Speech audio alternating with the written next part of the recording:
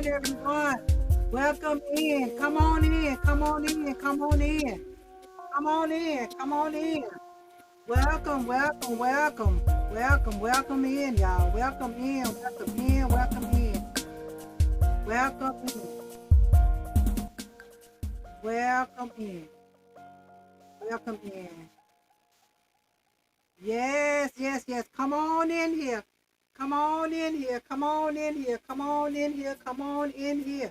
Come on. Come on. Y'all know how I do it. Come on in the room.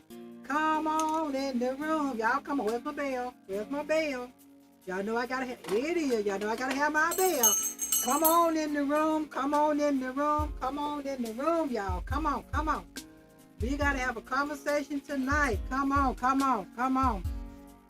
And let me say this. First, let me say welcome, welcome, welcome to Miss J's Unfiltered Talk Show and Podcast. I want to thank y'all for being there. Those that's watching live, those that's going to be coming. Now, if you would, now, let me tell you how you're going to be watching live. Because you see those numbers just going and flicking and going and flicking. That means you watching your queen. Oh, your queen. Where's my crown? Your queen live, honey. And this is what I meant to put on for I came live, y'all. Anyway, it is what it is. But if you watching me, you watching them numbers just going up and down, yes, you watching me. You watching me live, okay? So if you come across this video and them numbers are not moving, that means, yeah, my crown is crooked, y'all. I gotta get it right.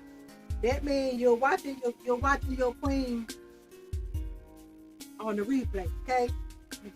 Y'all know what? Y'all hold on. I gotta get this right. I gotta get this right.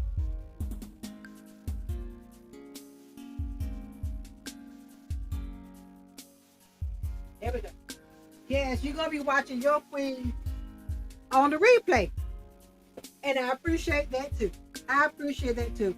But come on in here, because this conversation we're gonna have to let me say this.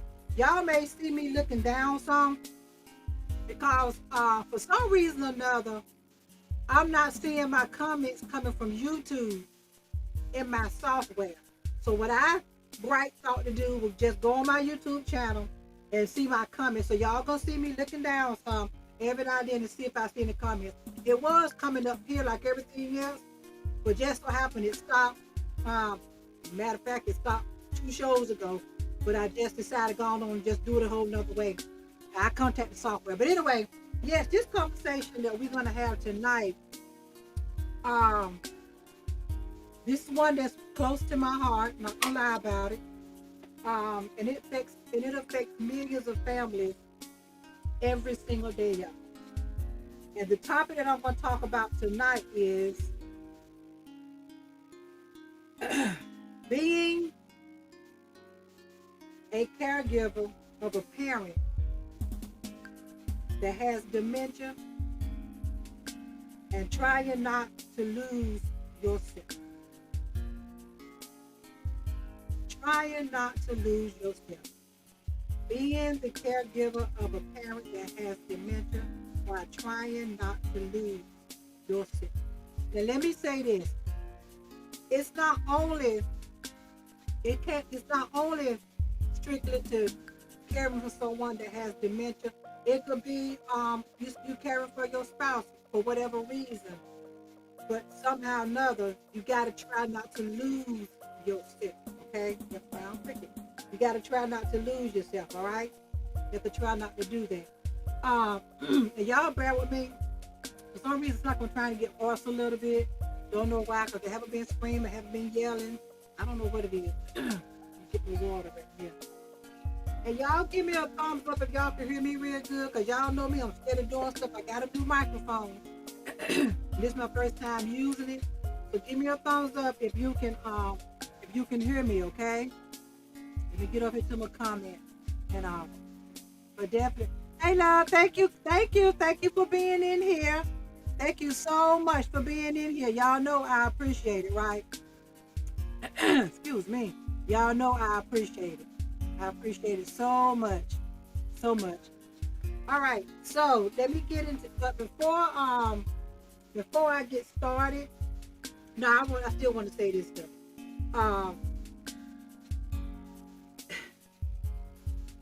I know a lot of us may know people that's living with dementia and Alzheimer's, but they're not the same.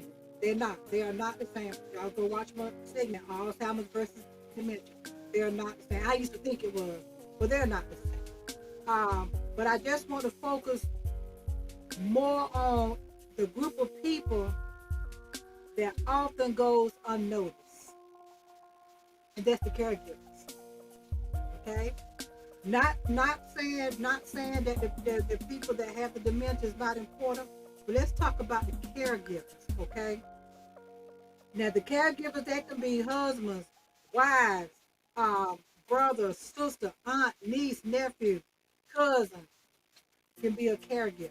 Okay, any family member can be a caregiver. All right. But one thing I want you to, if you're a caregiver and you watching this, I see you. I see you. Okay?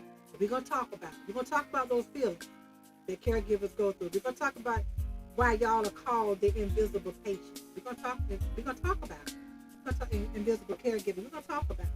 All right? But before I get started, I want to thank my gold partner, Arconic Entertainment, LLC Media. Their documentary, Beyond the Diagnosis, follows 3 Southern women living openly with HIV and takes us beyond the stigma into stories of resilience, faith, sisterhood, and thriving.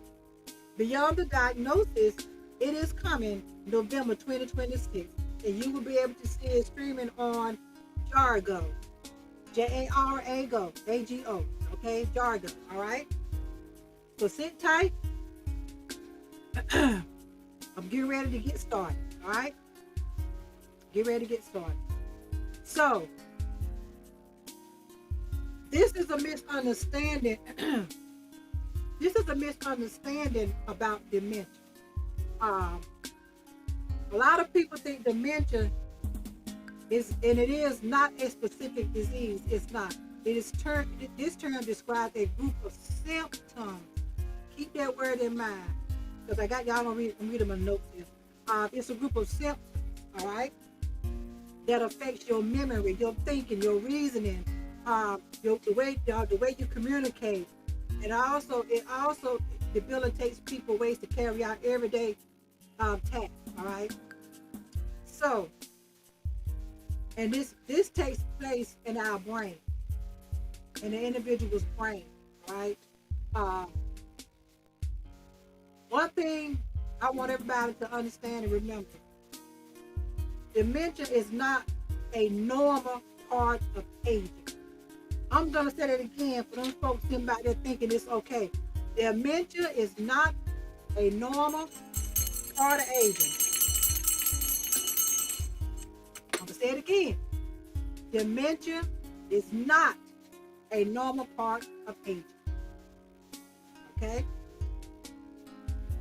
I mean, yeah, we get older. As we get older, we might forget some stuff, but you gotta pay very attention to that, y'all. We in our 60s and 70s, 80s, we have to pay very close attention.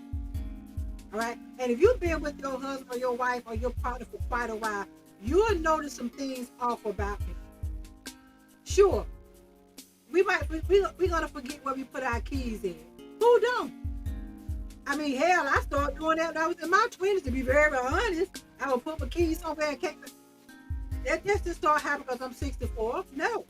I can honestly say I started doing that in my in my 20s. In my 20s, I did. But that didn't mean I had dementia in my 20s. But things like that happen. But what you gotta understand, if you've been with somebody quite a while, and let's say you noticing them taking the keys and put them inside the refrigerator, now you know that's not normal, right?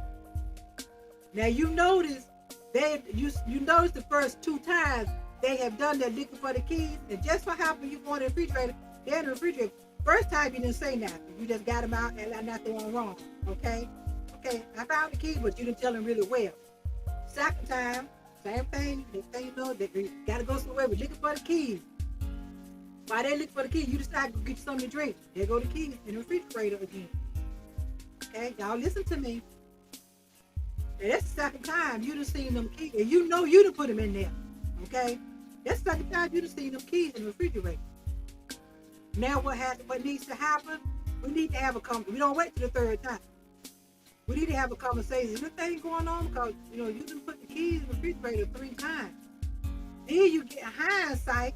You'll remember how a couple times they kept asking you the same question over again. See, a lot of us is scared to have that conversation. A lot of us, but we need to.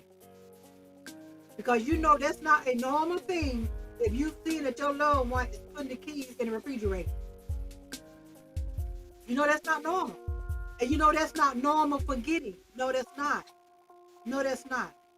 Or, if you notice it, when they get ready to clear their plate, they're throwing the whole plate away.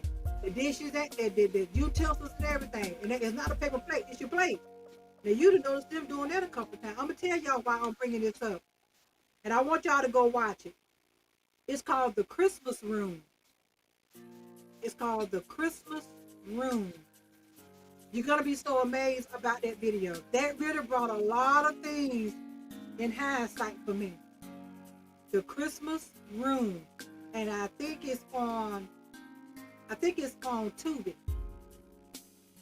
Look it up. The Christmas Room. Okay? Y'all go watch that movie. Those that may think something might be going on with their partner or their mother or their father, please go watch that movie. The Christmas Room. That's the name of it. Again, The Christmas Room. If it ain't on Tubi, it might be on Netflix, but I think it's on Tubi. Anyway, if you put it in, it'll tell you where you can go see it at, okay? It might be on Amazon. But I watched it. And it broke my heart. I cried when I watched it. I did. But as I watched it, a lot of things in hindsight started coming to me. Okay? Go watch that movie. Please do. And when y'all watch it, if y'all watching this, and if y'all do decide to go watch it between now and then, just know, talk about the movie in a post or something. Just tag me in and give me y'all thoughts about it. Okay? The Christmas Room. But yes, a lot of us don't want to have that conversation. But as Steve, we start noticing things. We start noticing leaving the stove on. Now, occasionally, that's going to happen to somebody in their 30s. You know what I mean? Not leaving the stove on while you're burning something, but maybe you just took the stuff off the stove and take it over to collard greens. You know, you done took the collards off and you're over there at the sink draining them and everything. You done chopped them up and everything. But you know you got the stove real low, but you still see the light on. You know, it's not burning nothing, but you still see the light was there for. That happens. But if somebody's doing that too much, take hindsight up. Please do. Take hindsight up. Take hindsight up, please. Hey, Lanisha, thank you for being in here, my love. Thank you for coming in here. Thank you. And let me say this. If anybody want to come up and have this conversation with me, y'all let me know and I'll send you the link, okay? We can have this conversation together.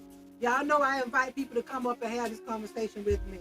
And if you don't want to come up on camera, you don't have to. But y'all know I would never do that to people. I don't want to come on camera. That's fine, my love. That's fine. That's fine. Okay, I see some comments down here on my YouTube, but I'm not going to respond to them right now. Okay. Thank you for being in here. Thank you. So yes, as we get older, occasionally we're going to forget. We are. But just take notice of it. And if you start noticing your own self, because let me tell you something about that movie. It was a group setting and they got to talking, right? And actually based on true story. And in that support group, one of the things was the lady, she said, and when she said that, it hit me, man. She said, well, you know what? I really thought it was just regular forgetting. That person thought that their husband was going through just regular forgetting until her husband got diagnosed with dementia. Okay? Please take notice, all right? But when you noticing your memory and thinking and stuff is changing and it's causing issues, go get some help. Go and ask, something's going on with me, I don't know. I notice I'm forgetting a whole lot. Oh yeah. And another thing, take notice. If your partner or even you notice you forgetting to pay bills. Okay? If you're forgetting to pay bills, take notice of that. Just take notice of it's the little things. It's the little things, okay? And about as we get older, yeah, we know we might go somewhere and forget how to get down. Let me ask this question before I say this.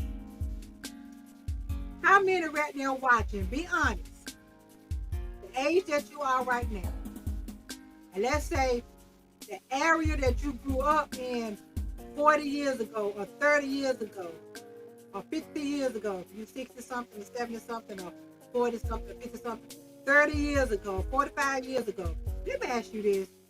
If you go back to that neighborhood, would you be able to remember, be honest, would you be able to remember all them little side streets you used to go to? All them little shortcuts you used to take going through somebody's yard? Would you really be able to remember that? Come on, let's be honest. Let's talk about it. Would you, 40 some years ago, you've been out that neighborhood 50 years. I'm 64 years old. I haven't been out of Rocky Mount 40 years, but I've been out of Rocky Mount 15 years. You see what I'm saying? But now, if I had to go to Rocky Mount, you talking about 30 minutes away, 20 minutes away from here. And if I go go where I used to stay before I moved here, that area, now you just talking about just 15 years ago. But if I find myself in that area and don't know where I'm at, see, that would scare me. That would scare me because I would definitely know, wait a minute, some ain't right here. Because you just talking about 15 years ago, I just left it.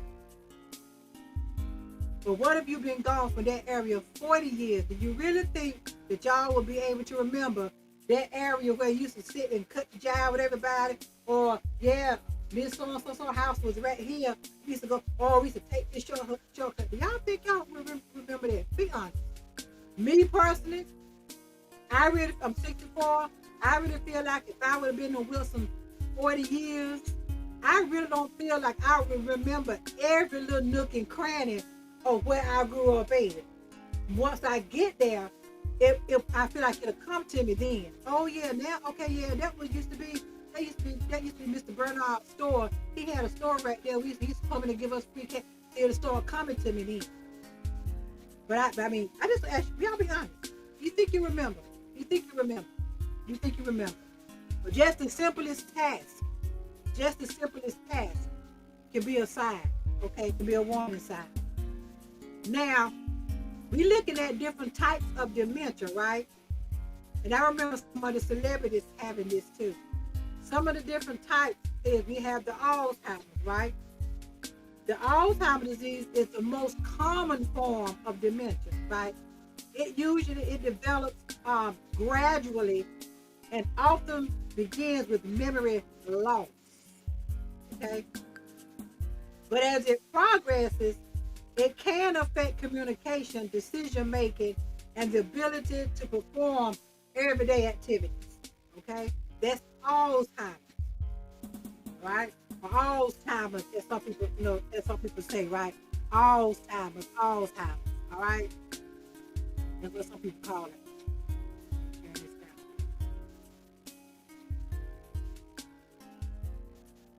We got 2 more comments. Okay. That's Alzheimer's, all right? Now we have the vascular dementia, all right? This is the one Bruce Willis had, the vascular one. This is the one on that show that this man had, the Christmas room. He had the vascular one also. This is caused by reduced blood flow to the brain, often following one or more strokes. Okay, following more or one stroke. No, I'm wrong. He didn't have that one. He had the next one I'm gonna talk about. But this one, the vascular dementia, this is caused by having one or more strokes. Okay, and the symptoms can vary depending on which part of the brain that was affected. Now, this one called the Lewy dementia. It affects the thinking, the movement, and your behavior. Some people experience visual hallucinations, changes in alertness, sleep disturbances, or symptoms similar to Parkinson's disease. Let me talk about something. I remember when Bruce Willis, the wife now, when she came out, when they admitted it, right? And she came out and said how she knew something was not right with him was because of this right here. When family or people would come over, he would not indulge. He would go to a room to himself and put headphones on and watch TV. That was not him. I watched that interview when she gave. That was not him. She said that's when she knew something was not right. Because people come over, he indulged, have a good time. No, it wasn't. Attitude changed. Whole personality had changed. Okay? Whole personality had changed. Now, this one is what they saying when the Williams have the frontal temporal dementia, right? This often affects personality, behavior, and language before memory problems. The frontal lobe one, all right? The frontal lobe one. And it also sometimes dramatic changes in how the loved one acts or communicates. That's the one that, from my understanding, I remember seeing when the Williams was allegedly diagnosed with this kind right here.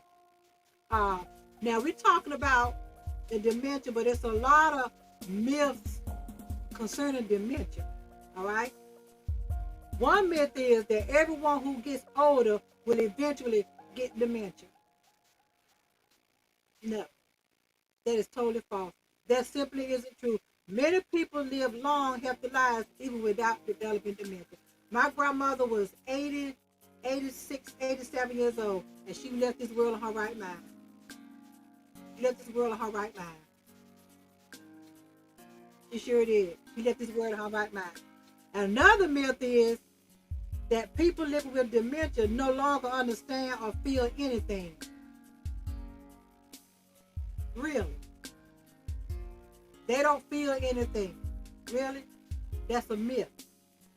While they may struggle to express themselves, many still experience feelings and love and joy and comfort, fear, being upset, trust me, they feel things.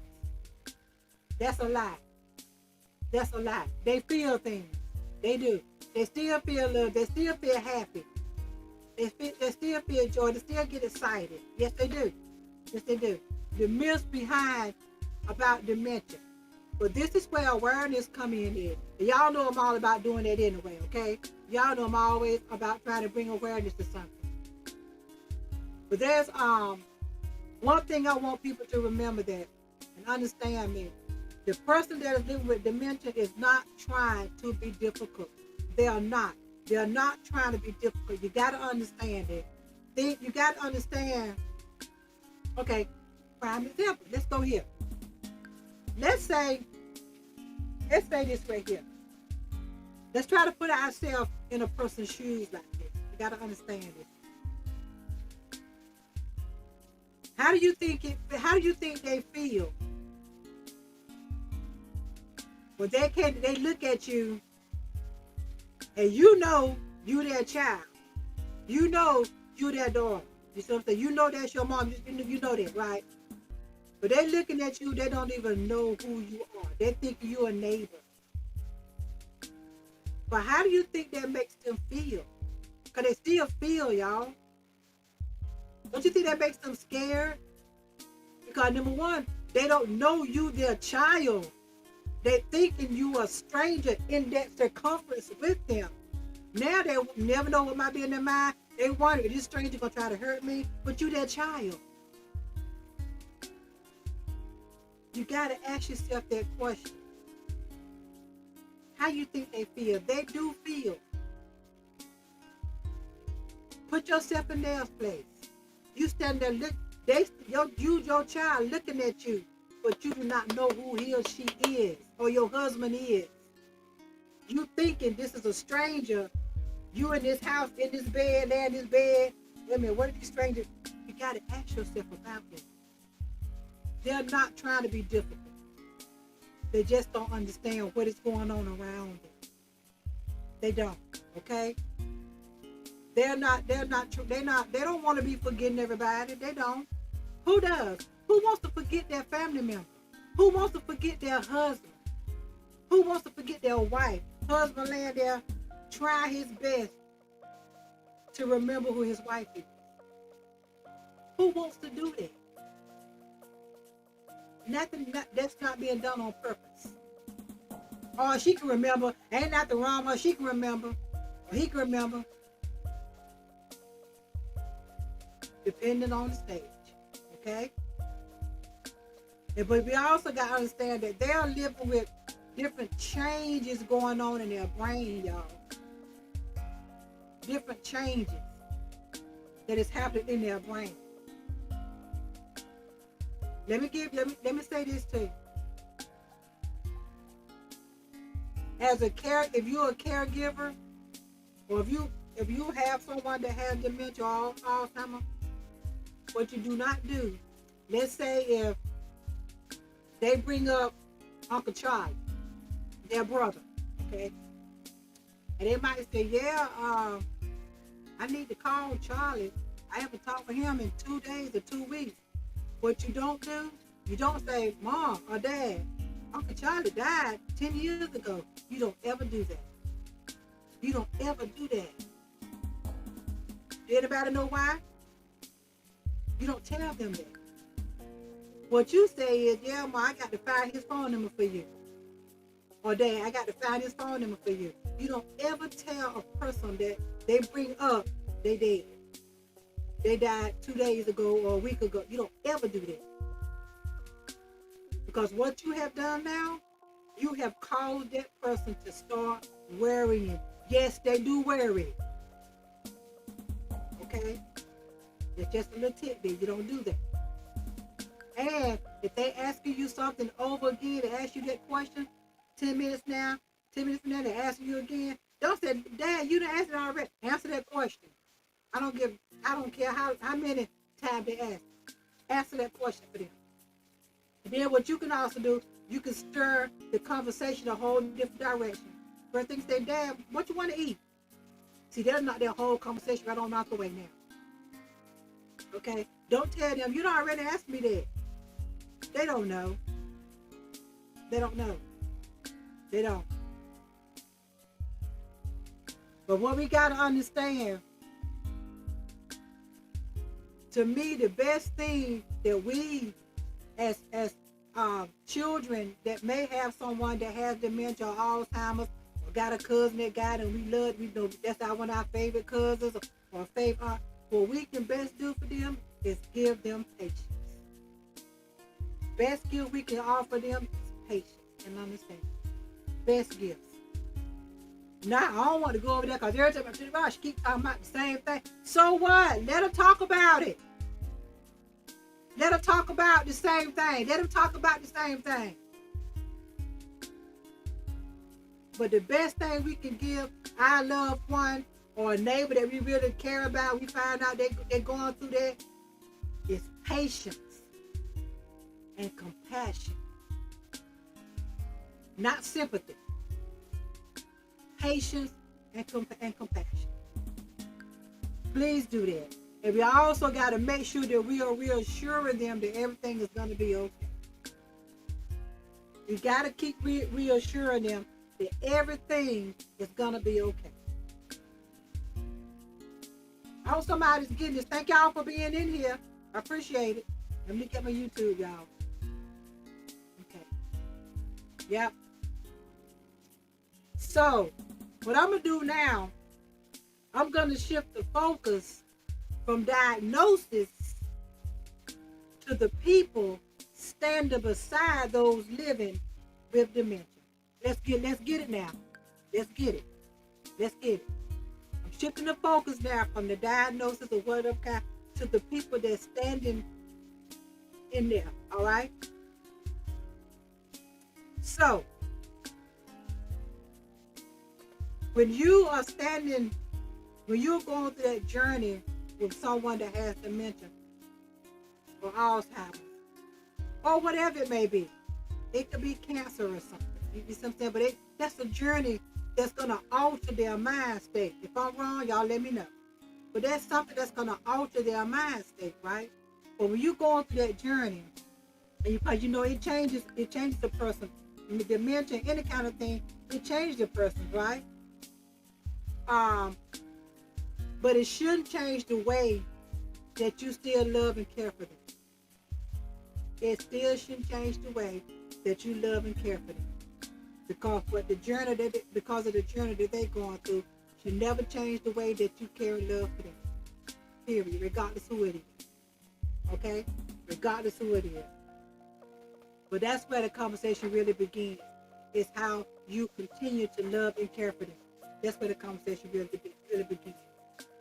So, I want y'all to stay with me because the next thing I'm going to talk about is who becomes the caregiver.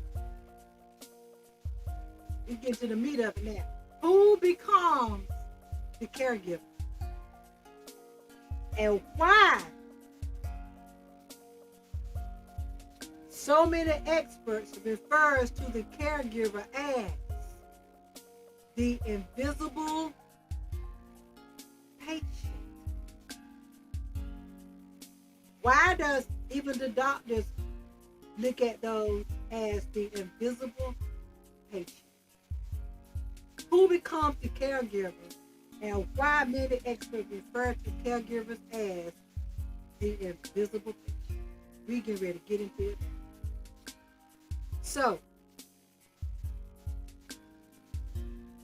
for my dementia caregivers, I understand that caring for someone while trying not to lose yourself is hard. It's hard. It's hard. Let me see how to say this.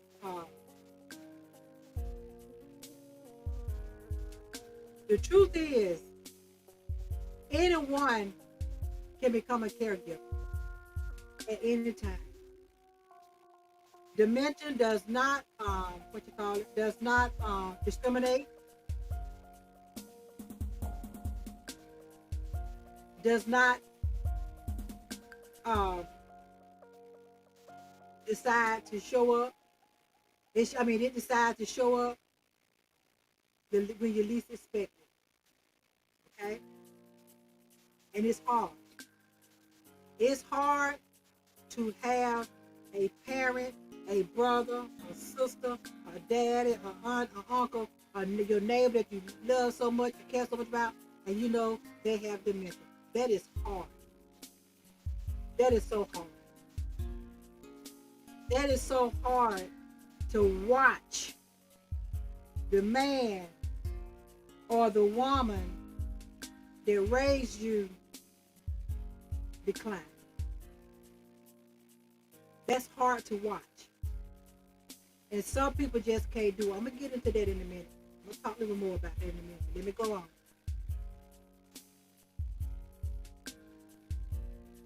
Becoming a caregiver, I already know, don't nobody wake up and say, oh, well, I guess I'll become a caregiver today. No. It happens. It happens. It happens. Before you even realize it, it happens. How it happens, how becoming a caregiver happens, behind one phone call. That dreaded phone call. You heard something over that other phone, that line. Now you know you got to start putting stuff in motion. You got to start putting stuff in motion. Now I'm going to talk really deep about this, because this, like I said, this is something that very close to my heart. This is something very close to my heart. And y'all know me, I keep it 100. Y'all know me. Y'all know how I am.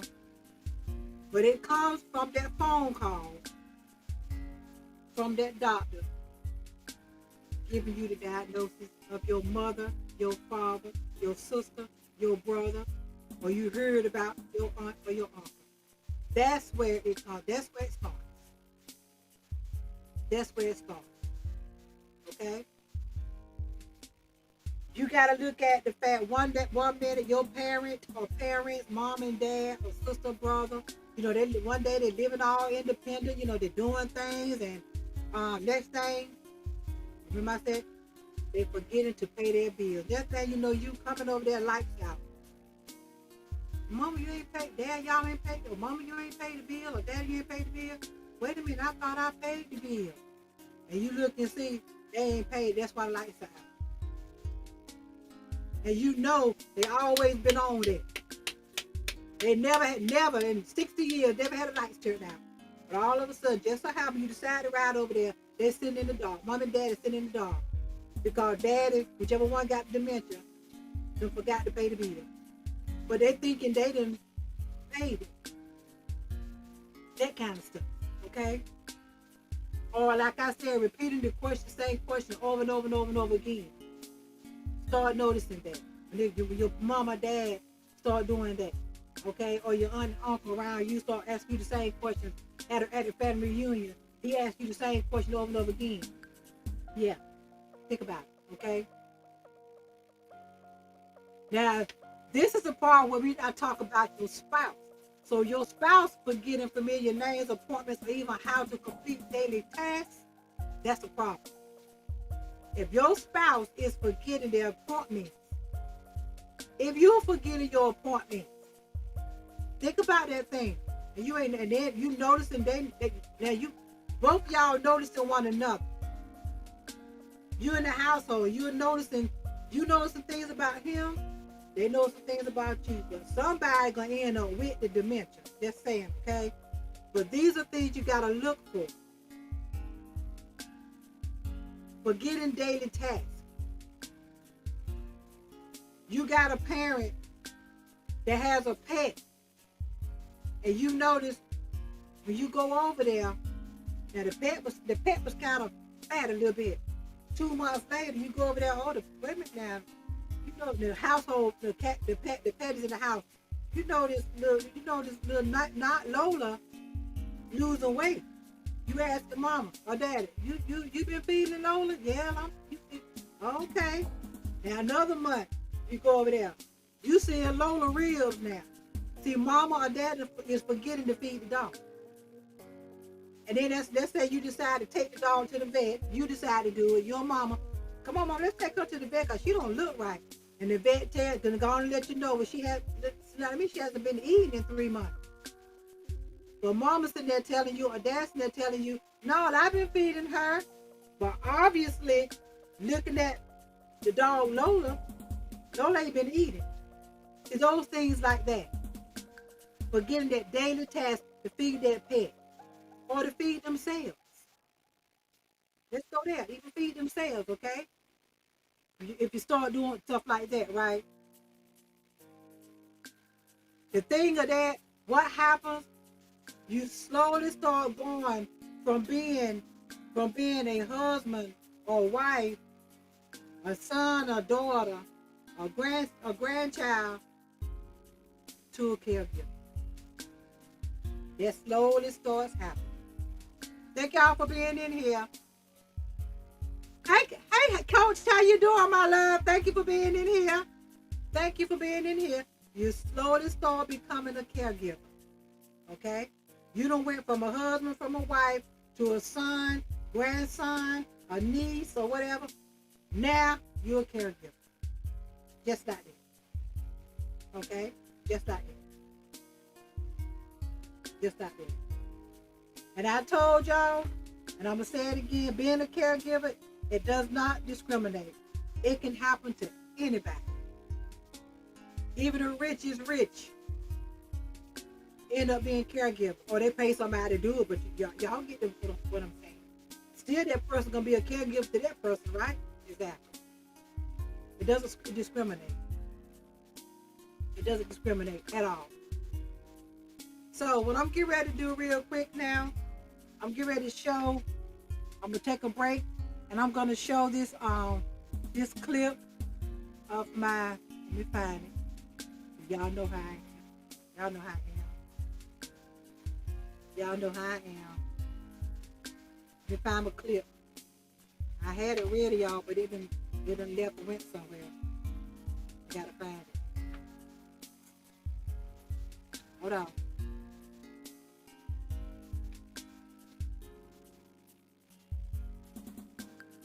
Hold on, y'all.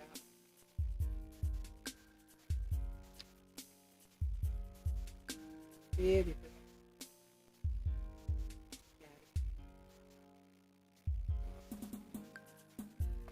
I got my note here that I want to say about it.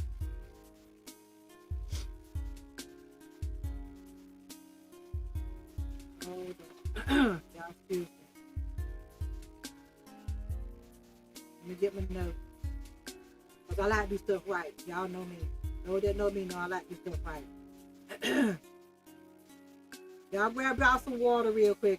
I'm about to end. I ain't gonna be up in too much longer. My throat is dry for some reason. Y'all excuse me. Don't know why. Y'all know I like to give people their flowers, so just hold on. I'm gonna make sure it's done right. It's just me.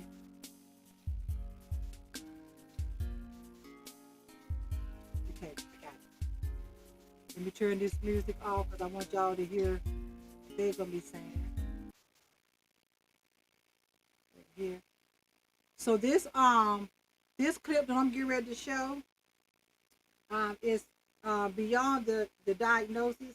This is a 60-minute. It's going to be a 60-minute documentary following 3 Southern women living openly with HIV, and those queens' names are Dominique Grant of Jackson, Mississippi, Dr. Joyce Turner Keller, and Melissa Foster of Baton Rouge, Louisiana. Their stories reveal the reality beyond the stigma, okay? Beyond the stigma. Real resilience, faith, sisterhood, and the power to thrive. This will be coming in November of 2026, and it's going to be streaming on Jarigo, okay? Let me play the clip. Y'all pay attention, okay? Y'all listen. True story. True people. They told me 3 letters would define me. They told me to be quiet, to be ashamed. HIV is not who I am. It does not define me. It's just something that has to live with me. What do HIV look like? It look like me. That girl, that pretty young black girl thriving. The thing I want the world to know about my life is that my life has never been easy. Every ache, every pain, every disappointment, it has been necessary. HIV is not who I am. It does not define me. It's just something that has to live with me. My status is not who I am. It does not define me. And when you start living for you and not people, you wake something up on the inside of you. You know who you are. You know whose you are. It doesn't matter what people think or say. You got this because God got you.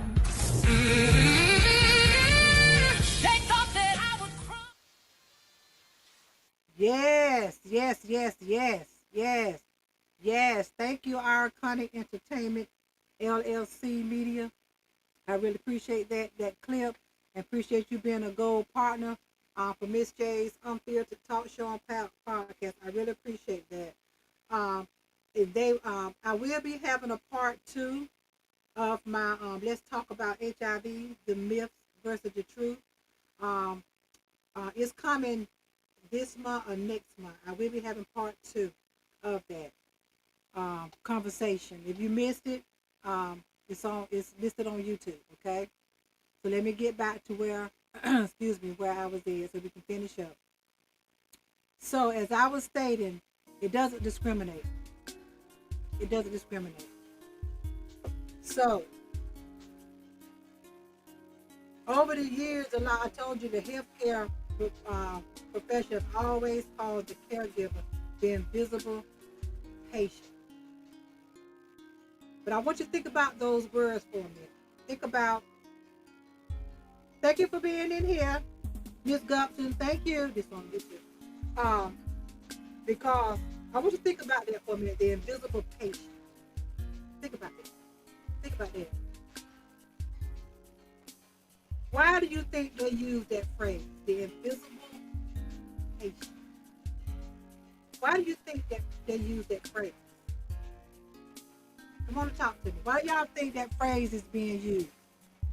Healthcare professionals consider caregivers as invisible patient, the invisible patient. Because while everyone is focused on the person living with the dementia, not trying to be funny. Excuse me. Not trying to be funny now. Really, not trying to be funny. Another person is quietly carrying a huge burden. That person is the caregiver. That person is the caregiver. We don't know what happened to them behind closed doors. We don't know what happened to their mental, why they're doing what they're doing. Okay? I'm going to get ready to talk about something in a few minutes. I'm going to share something in a few minutes. But as I stated, not trying to be funny, but people are always asking the person with the dementia, how you doing? What about asking the caregiver, how you doing? Not trying to be funny. Let's think about that now. What about asking the caregiver, how you doing? People will ask, be in the street and say, how your dad doing? Asking how the dad doing. What about how the caregiver is doing? How your uncle doing? How your mom doing? What about how the caregiver is doing? Okay? I just want y'all to see something now. I want y'all to see something. Those are caring and important questions that we need to be asking our caregivers. They are. Not saying that it's not important for them to be asking how the mom or dad or whoever's doing, but what about asking how the caregiver is doing? Again, being a caregiver of a parent with dementia while trying not to lose yourself. This episode is being sponsored by Oriconic Entertainment, LLC Media. This is a very important conversation, guys. Very important conversation. Ask them how they're doing. Ask that caregiver, how they're doing. Okay? And if you ask one that, do you think that caregiver is going to know exactly how to answer that question? Let's talk about it. Would you know how to answer that question? Would you know how to answer that question? But see, here's the thing. When you ask that question, be ready to listen. Don't just ask that question just to be asking that question. Be ready to listen. Hear what they got to say. Hear what they got to say. Hear what they got to say. And the sad part of the reason why I said, and you try not to lose yourself, because as a caregiver, a lot of caregivers forget about their own doctor's appointment. Forget about going to get the nails done. Forget about going to church.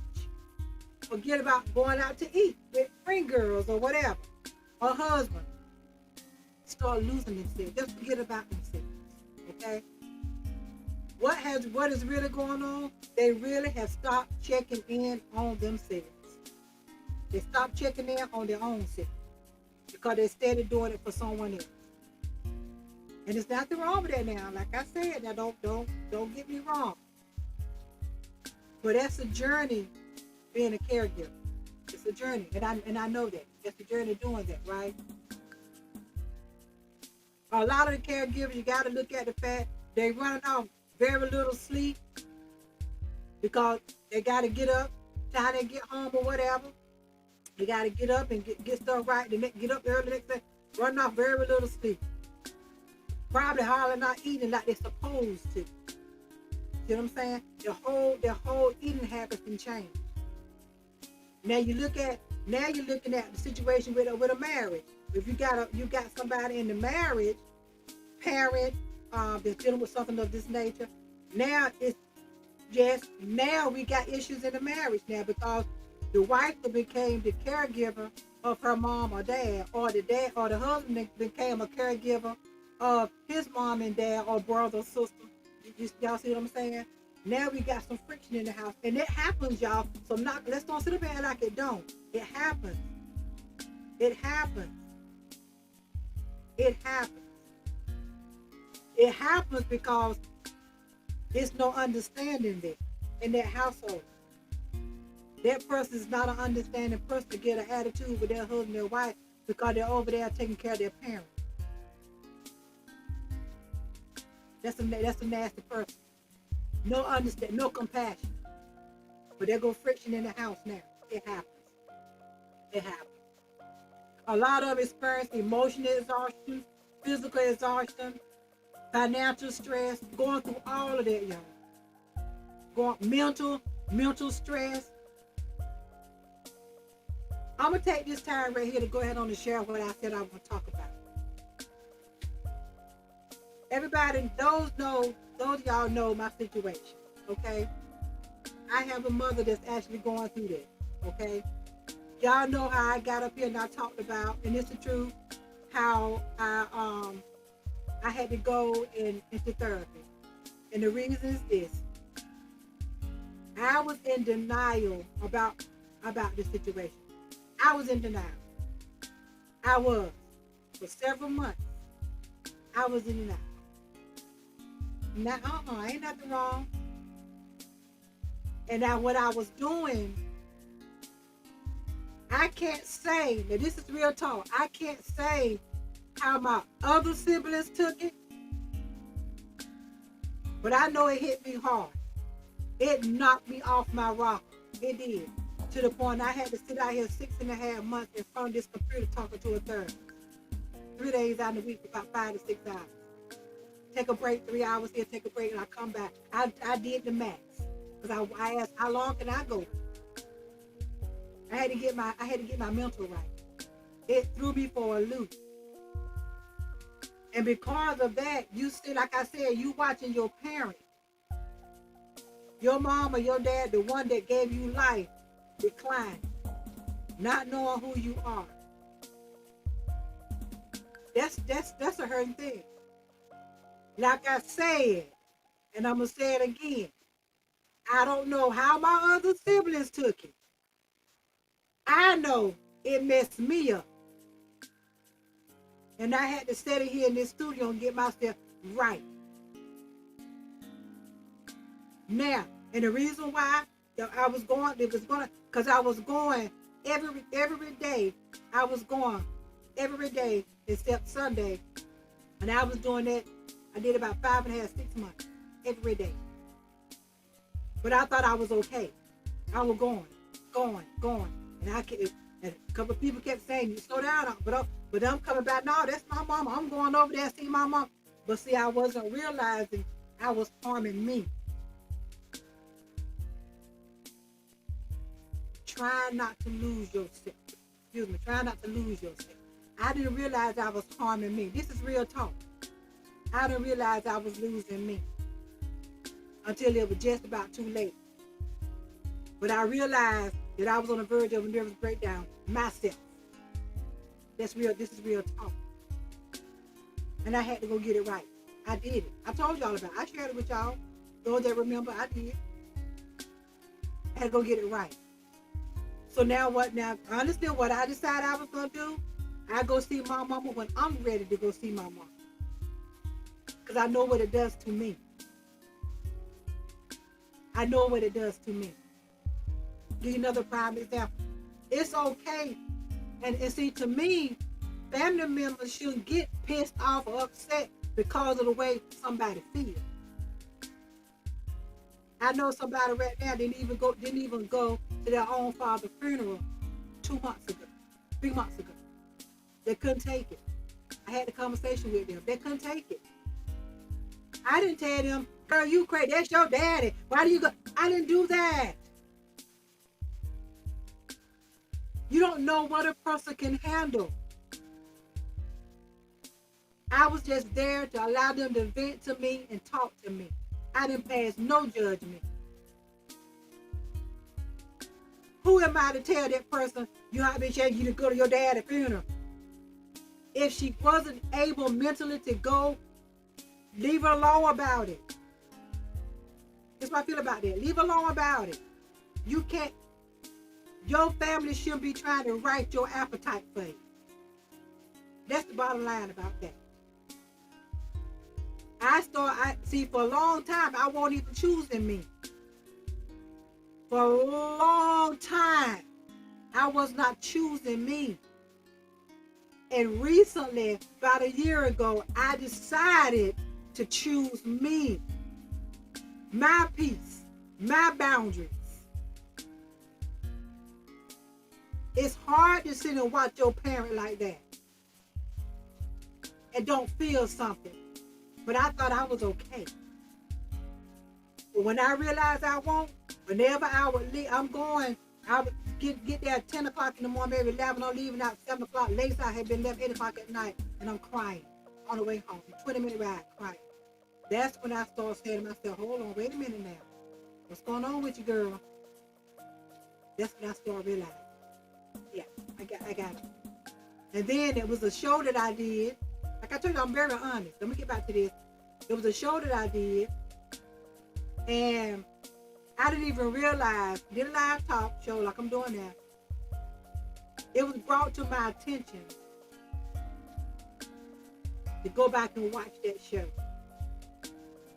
and let me know what you think about yourself. I took it down. It's not up there. I went and watched that show. That was my confirmation that it was time for me to go get me some help. Tell y'all why. Because I was stumbling over every word I could think of. Couldn't get how to get no words out. That was a terrible show I did. That was because that stuff had beginning to start taking a toll on me.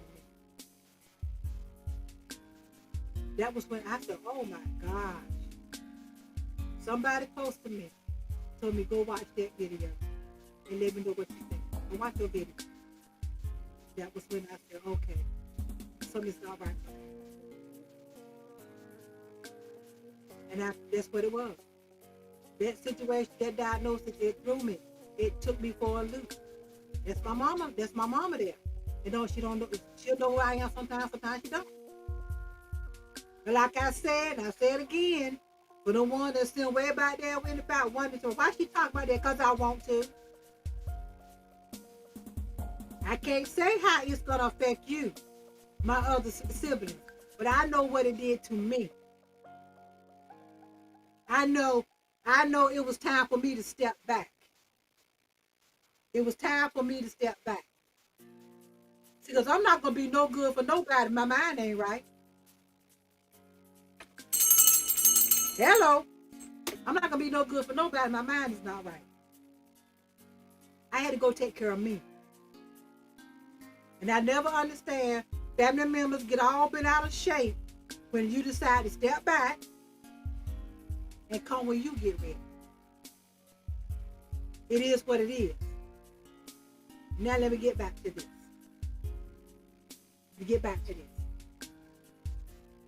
And as I was saying, some of the caregivers, they be physically exhausted, have financial stress, they forget about their financial stuff, just going through it, right? I get it. Some people begin to neglecting their own health. I told you, not even going to their own doctor appointments. Now you done realize it done been a whole year, you ain't had your mammogram, and you always stayed on that. It done been 2 years, you still caregiving, you ain't even had your pap smear, you stayed on that. Wow, your doctor's just calling you, and you finally called them back, and then they telling you, well, we see here it's been 2 years, you haven't had your mammogram or your pap. You're like, what? You didn't even realize it. Neglecting your own health. A lot of caregivers does that. And I told you, don't be easy, right? None of that. But they be saying, oh, I do it later on. I take care of it later. And later don't never come. But they just keep it on rolling and going. Okay? There's another part of caregiving that people do not understand enough about. and that's grief. Grief. Not just grief that comes from losing someone, but grief that comes with while they are still here. And see, that's what I had to learn, what I was going through. Exactly that right there. When I knew I was gonna do this, and I started doing my research, and I saw this about the grief, and after going to therapy, I realized that's what I was doing. It clicked. Grieving. Hope somebody's getting this. But you're grieving that person that is still here. You're grieving. Okay? And again, watching somebody you love slowly change in front of your face. Come on. How terrible that is. And heartbreaking that is. How heartbreaking that is.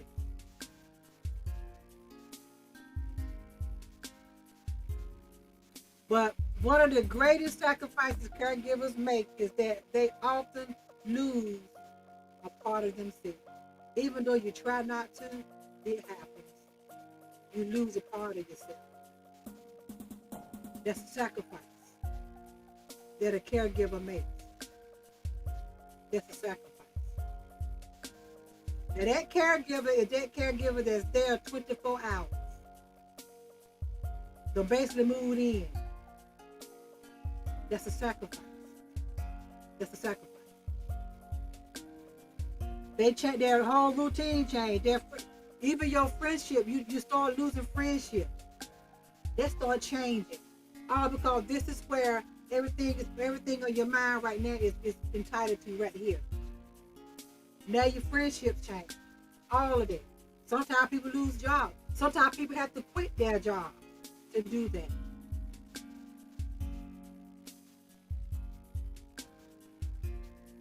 Okay? Sometimes you have to do that. Sometimes you have to do that. And it's all because a caregiver world, you being a caregiver, is all surrounded that one person, that one situation. Hope somebody's getting this. I'm about to close.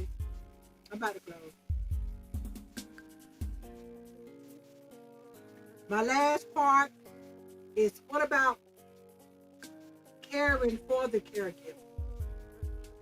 What about caring for the caregiver? Okay?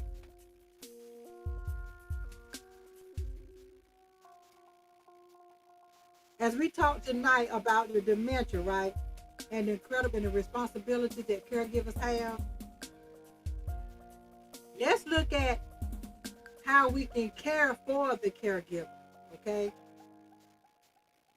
One of the hardest things for many caregivers to do is accept help.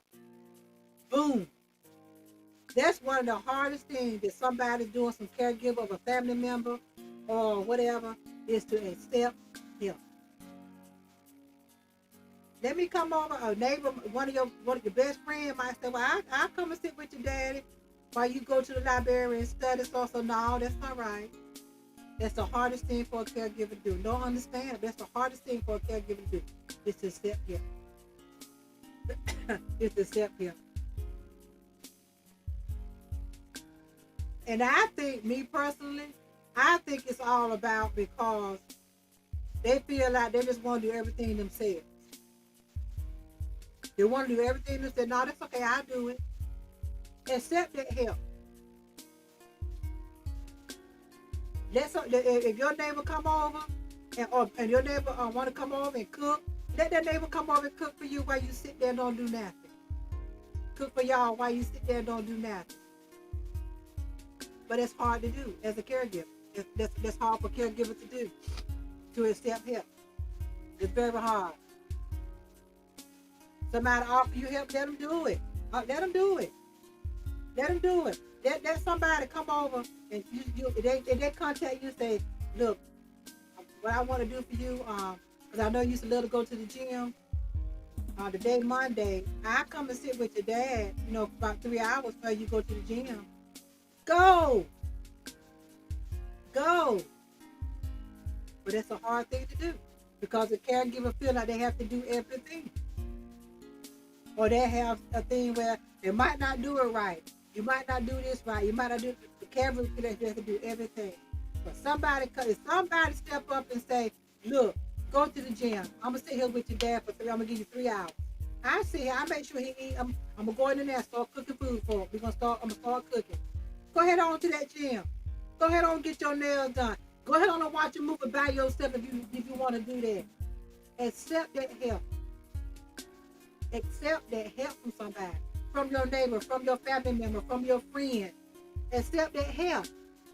Don't be like, no, that's okay. Knowing all the while, you hoping somebody do say, I do this, I help you. Come on, let's go there. Excuse me. Let's go there. Let's go there. Let's go there. You got it, but see, you have to stay in touch with your family members. You have to do that. Stay in touch with your family members. You have to do that.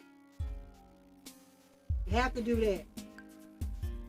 I also want to remind the caregivers that it's okay to take a break. It's okay to take a break. It's okay to pick the phone up and say, look, I'm getting ready to go to the mall, or I'm getting ready to go shopping for the next 3 or 4 hours.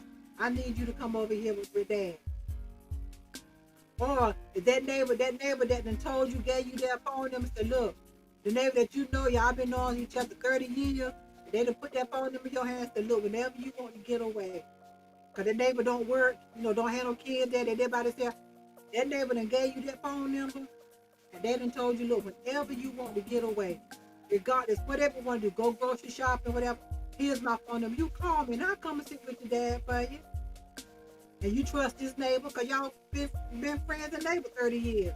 Mom and dad, them know them. You see what I'm saying? You trust this person with your dad. Use that phone number. Use that phone number. I'll advise anybody to do it. Because you're not Superwoman or Superman. You're not. You're not. And I'm gonna say this: as a caretaker, family members and all, you got some that'll do it and some that don't. Don't worry about none of that. Do what you're doing. Don't worry about if Sally Mae ain't helping. Don't worry about that. Do what you're doing. You shouldn't even worry about that. You don't know what's going on with Sally Mae. You don't know what's going on with Sally Mae. Sally Mae can't come right now. You don't know. Do you. Do what you gotta do. Well, if that neighbor offer help, take that help.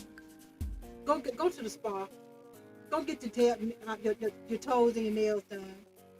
Just go walk on the mall. Just to get some air. Just go riding for an hour or two. Just ride. If you don't ride, just sit in the Walmart parking lot. Just sit there and cry. That's what you want to do. That's what you do.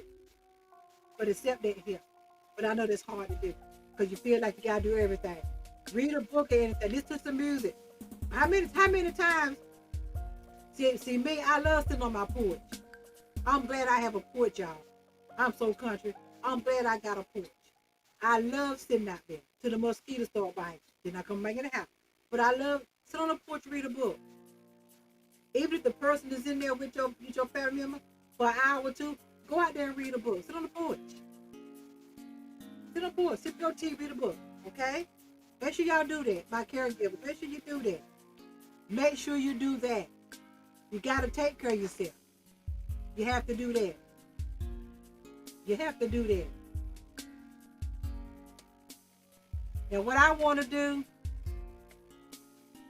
I want to take the final moments to encourage every caregiver who is watching tonight. If you're a caregiver, I'm not going to be able to respond to the comments right now on YouTube until I'm finished. I feel that you don't have to carry this alone. Before I close, you're a caregiver, you don't have to carry this alone. You don't. Caregiving was never meant to be a one-person journey. It wasn't. But if that's what it is, if that's what's happening to you as a caregiver, that's what it is. That's what it is. It never was meant to be a one-person journey. It wasn't. And I know a lot of caregivers find themselves the only person doing it. I get it. But again, you can't worry about why Sally Mae ain't doing it. Why Sally Mae ain't coming. You can't worry about that. Just do you. Just do you. If you know someone who's caring for a loved one living with dementia, don't assume they're okay. Simply because they haven't asked for help. Don't assume they're okay. Ask them how they are doing. And again, like I said, when you ask, be ready to listen. Be ready to listen. Be ready to listen. In closing, I want to leave y'all with a message.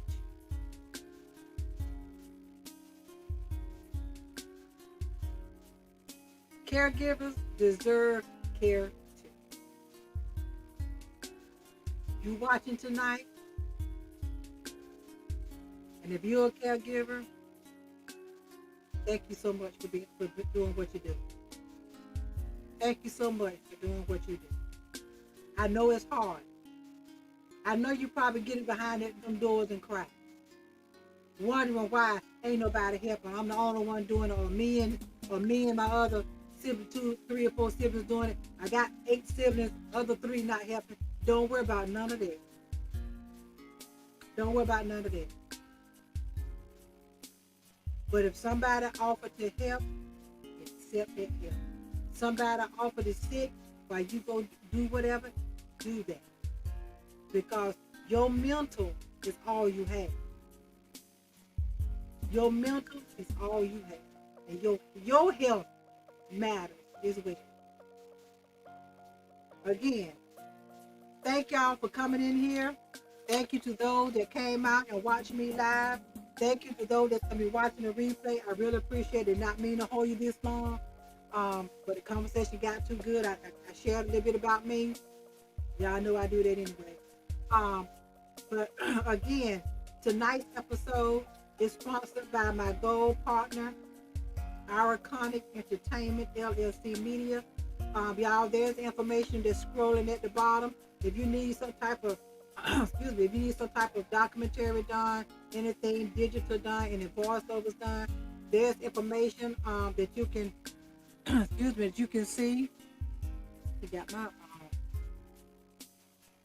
Something got my throat mixed up. I don't know what it is. There's information that you can find about them. They are all black owned minority company, and they are willing to help you. Whatever concept you have, they're gonna bring in a solution for you. And they are the ones behind the documentary Beyond the Diagnosis. Okay? And again, this episode is brought to you by Our Iconic Entertainment. Follow them, follow the film on at the Live Beyond. See it? That's how you can follow them, okay? And it's coming in 2026. What I'm gonna do, I'm gonna come back here and I'm gonna end the show with this documentary playing again. Thank y'all for being here. They told me 3 letters would define me. They told me to be quiet, to be ashamed. HIV is not who I am. It does not define me. It's just something that has to live with me. What do HIV look like? It look like me. That girl, that pretty young black girl thriving. The thing I want the world to know about my life is that my life has never been easy.